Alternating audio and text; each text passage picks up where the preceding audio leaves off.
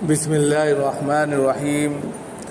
عن أبي هريرة رضي الله عنه قال: سمعت رسول الله صلى الله عليه وآله وسلم يقول: حق المسلم على المسلم خمس: رد السلام وعيادة المريض واتباع الجنائز وإجابة الدعوة وتشميت العاطش، او كما قال علیہ الصلاۃ والسلام. رواہ البخاری.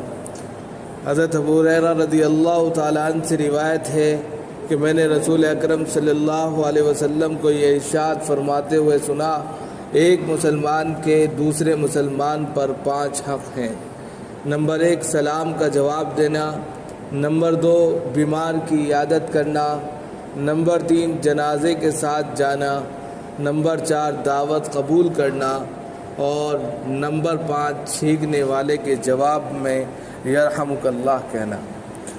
عن ابی ہریرہ رضی اللہ عنہ قال: قال رسول اللہ صلی اللہ علیہ وسلم: لا تدخلون الجنة حتى تؤمنوا ولا تؤمنوا حتى تحابوا او لا ادلکم علی شیء اذا فعلتموه تحاببتم افشوا السلام بینکم. حضرت ابو ہریرہ رضی اللہ تعالیٰ عنہ روایت کرتے ہیں کہ رسول اکرم صلی اللہ علیہ وسلم نے ارشاد فرمایا: تم جنت میں نہیں جا سکتے جب تک مومن نہ ہو جاؤ، یعنی تمہاری زندگی ایمان والی نہ ہو جائے. اور تم اس وقت تک مومن نہیں ہو سکتے جب تک آپس میں ایک دوسرے سے محبت نہ کرو. کیا میں تمہیں وہ عمل نہ بتاؤں جس کے کرنے سے تمہارے درمیان محبت پیدا ہو جائے؟ وہ یہ ہے کہ سلام کو آپس میں رواج دو. عن ابی الدرداء رضی اللہ عنہ قال: قال رسول اللہ صلی اللہ علیہ وسلم: افشوا السلام کی تعلو.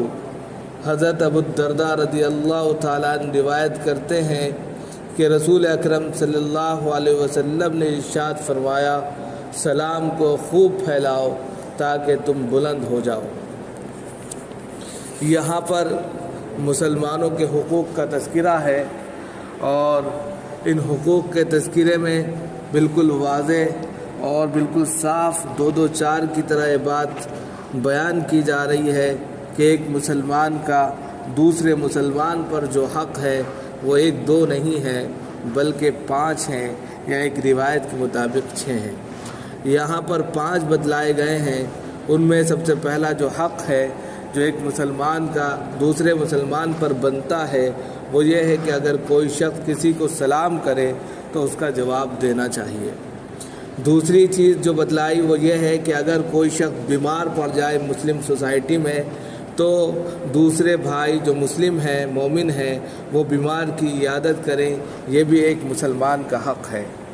تیسری چیز جو بتلائی وہ یہ ہے کہ اگر اس دنیا کو چھوڑ کر کوئی مسلمان بھائی چلا جائے تو اس کے جنازے کے ساتھ جانا، اور خاص طور سے کم از کم 40 قدم چلنا، یہ ایک مسلمان کا حق ہے، اس کو پورا کرنا چاہیے. چوتھی چیز جو بتلائی وہ یہ ہے کہ دعوت قبول کرنا. جب کوئی شخص کسی کی دعوت کرے اور اپنے بھائی کو اپنے گھر پر مدعو کرے تو اس کی دعوت کو قبول کرے، یہ نہ ہو کہ اس کی دعوت کو ریجیکٹ کر دے.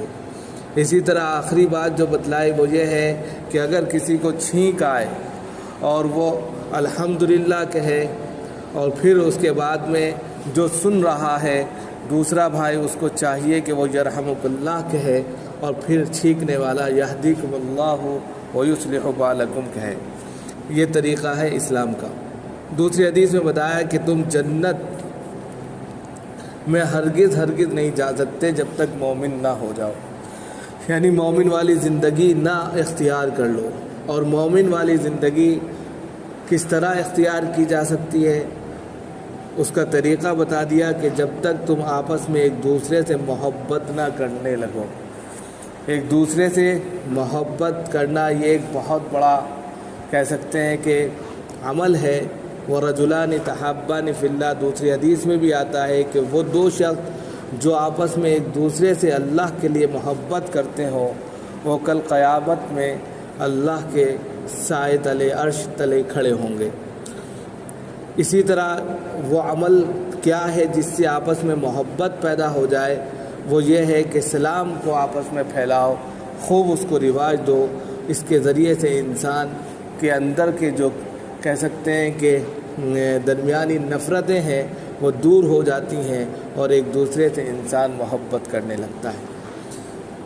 تو افشوا السلام بینکم، سلام کو آپس میں خوب رواج دو۔ آخر میں کہا کہ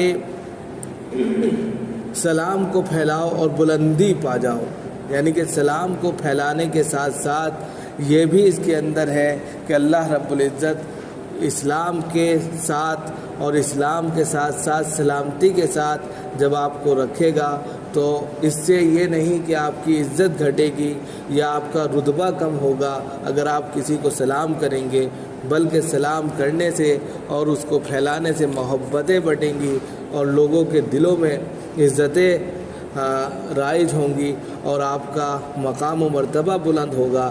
اس لیے کہا کہ سلام کو خوب پھیلاؤ اور بلند ہو جاؤ، یعنی اپنے مقام و مرتبے کے اعتبار سے بلندی پر چڑھ جاؤ۔ اللہ تعالی ہم سب کو عمل کی توفیق و نصیب فرمائے۔